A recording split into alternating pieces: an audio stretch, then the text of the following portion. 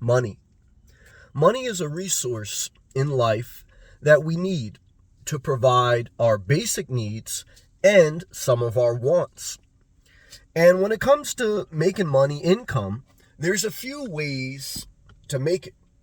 And I'm going to show you, using this Dollar Tree whiteboard, a simple explanation of what produces income and the pros and cons. So let's go right into the number one way you get income. It's called a W-2. A W-2, is a standard job. Whether you work at McDonald's or whether you work for a construction company, whether you work as a nurse or whether you work in the corporate world. From minimum wage all the way up to a millionaire, you could be a W-2 worker. You work for a company and they pay you a salary. And the thing about a W-2, out of all the sources of income, in many regards, it is considered the most stable source of income. Stability. Yes, you can get laid off. Yes, I've been laid off. But what I can tell you from my experience and all the three ways to get income, which we're going to talk about, the number one way and the most stable way is a W-2 working for someone else. So why would someone pass up stability for another source of income? Well, some people just don't have the personality to want to work for someone else. They can't deal with people. They can't deal with management. They can't deal with politics. And, there's a personality type like that. And I understand it. I mean, I think we all have a dream to get beyond the W-2 and to live off a different source of income, whether work for ourselves or something else. So let's go into the number two, way to make an income. The number two way to make an income, is to be a 1099 worker or self-employed.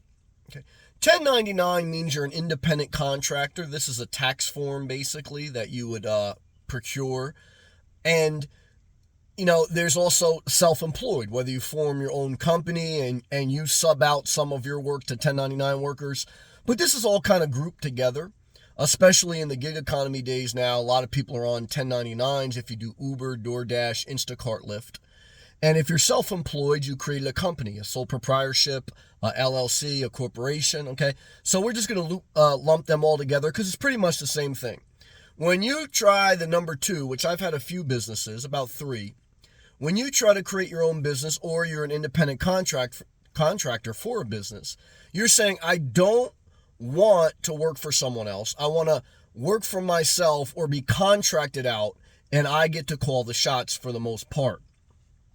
Now, I recommend you keep a W-2 because it's stable and you do your 1099 or your business on the side. If you work a night shift job, getting W-2, getting a stable income, and you work your main personal venture business during the day, that's a good way to go after your personal venture while still maintaining some stable income. But, there's a lot of ways to chop that up. But the good about being self-employed is you get to call more shots, The bad thing is the income is not stable, it's variable, Variable means you may have a couple months where you make a lot of money and then a couple months where you don't make a lot of money.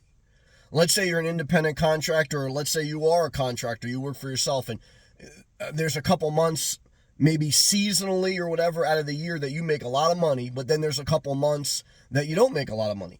Maybe you're a real estate agent and that's your full-time hustle. You're in this category. You don't work for someone else. Maybe at one season you make a lot of money, another season you don't. Variable. So you got to learn how to budget, because even though this month you may make $5,000, the next 2 months you may make $2,000. So you got to average that out. It's variable. It's not stable. Like when you work for someone else, you're going to get $3,000 a month, as an example, every month, as long as you don't get laid off. When you're 1099 or self-employed, you may not have that consistency, because it may depend on how much work you're willing to do, how many drop-offs you're willing to make, or how many contracts you get, and that's variable. I know because I've done both. Okay. And let's talk about the final thing. You appreciate these videos, click that thumbs up. You appreciate this specific video, click that super thanks. Why? I'm on my 1099, my second hustle. Never forget it. I'm still recovering from a cold. You got to push forward even when you're uncomfortable. Thank God. All right, number 3, okay?